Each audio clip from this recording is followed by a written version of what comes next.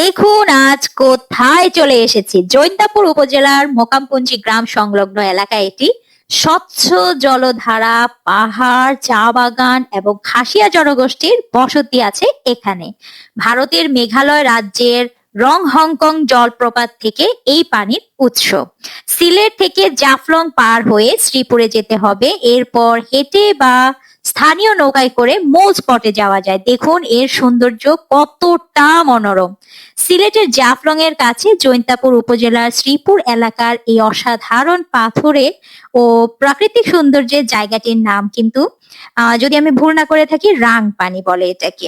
মেঘালয়ের জৈন্তা পাহাড় থেকে আসা এই স্বচ্ছ পানির ধারা, চারপাশে সবুজ পাহাড়, চা বাগান ও সাদা পাথরের কারণে এটি একটি জনপ্রিয় পর্যটন কেন্দ্র, যা আগে শ্রীপুর পাথর কোয়ারি নামেও পরিচিত ছিল।